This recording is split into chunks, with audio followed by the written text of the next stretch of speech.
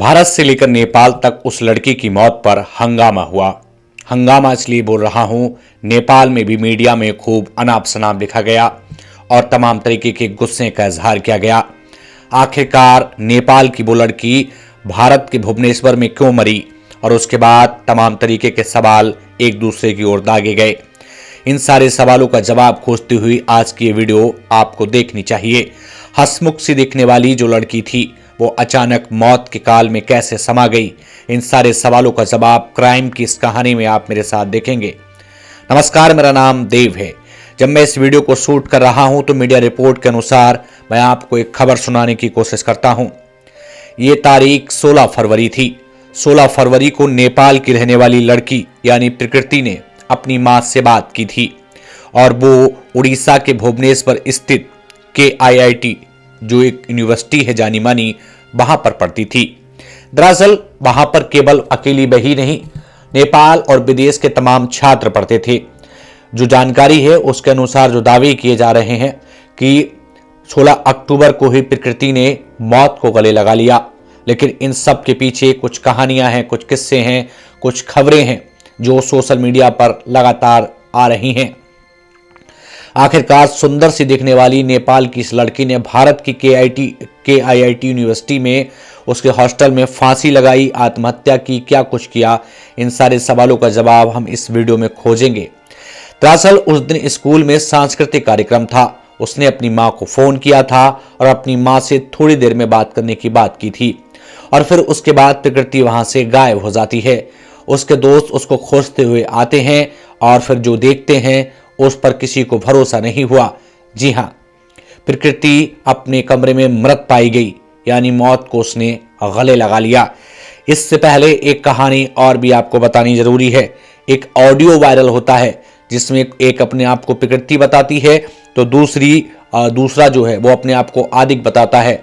बताया जा रहा है ये वही लड़की है जो आदिक के रिलेशन में शायद थी, दावा नहीं करता मैं, जिसमें वह रो कर और गिड़गड़ा कर आदिक से माफी मांगती हुई नजर आ रही है।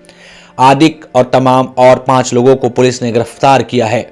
इन सारे सवालों के बीच आखिरकार वो इतनी परेशान हो गई थी, इतनी हैरान हो गई थी, इतनी अंदर से टूट गई थी कि उसने मौत को गले लगा लिया।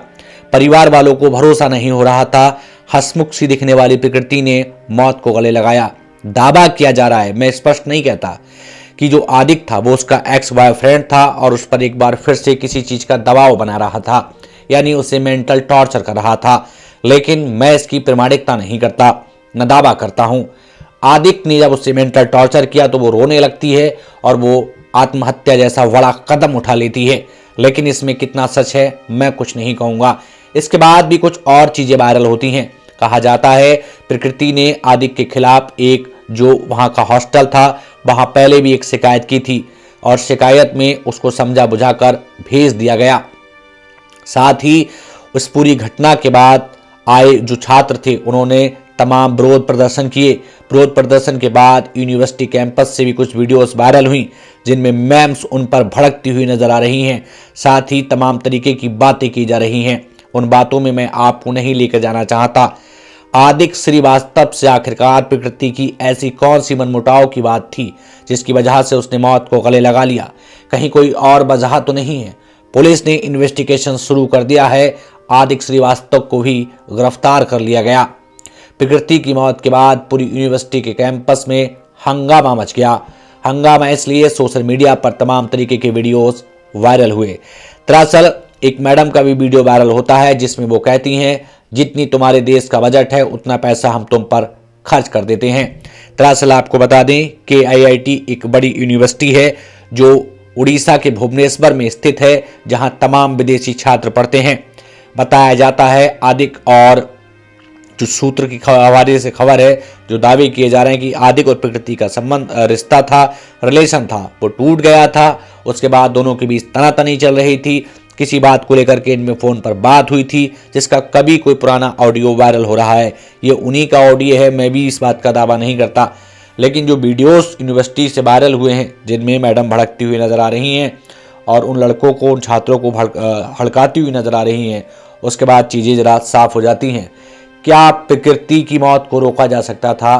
क्या आदिक को यदि पहले ही ढंग से टाइट कर दिया जाता तो ये घटना शायद ना होती। क्या कॉलेज कैंपस की इसमें गलती नहीं है? क्या यूनिवर्सिटी की इसमें लापरवाही नहीं है? यदि यूनिवर्सिटी की लापरवाही नहीं है तो फिर आप क्या सोचते हैं? इस पूरे घटनाक्रम पर आपकी क्या राय है? अपनी राय जरूर दीजिए। लेकिन नेपाली छात्रा की मौत और उसके बाद जो बवाल कटा है वो आप अंदाजा नहीं लगा सकते। पूरे देश दुनिया में ये खबर सोशल मीडिया पर सुर्खियों में है। हम ये खबर आपको इसलिए सुना रहे हैं, भारत का कानून मजबूत है और जो भी दोषी है उसके खिलाफ कड़ी कार्रवाई की जाएगी। साथ ही भारत के छात्र भी देश दुनिया में पढ़ते हैं। कोई भी गलत कार्य भारत की जमीन पर स्वीकार्य नहीं है। प्रकृति के साथ जो हुआ वो गलत हुआ। घटना में क्या सत्यता है? कानून अपनी जांच कर उस इंसान को जरूर सजा देगा जो प्रकृति नाम की ये लड़की, जो नेपाली लड़की थी, उसके साथ जास्ती में शामिल होगा। फिलहाल आज के लिए सिर्फ इतना ही। आप क्या कहना चाहेंगे? कमेंट सेक्शन में जाकर के अपनी राय जरूर दीजिए। आज के लिए नमस्कार।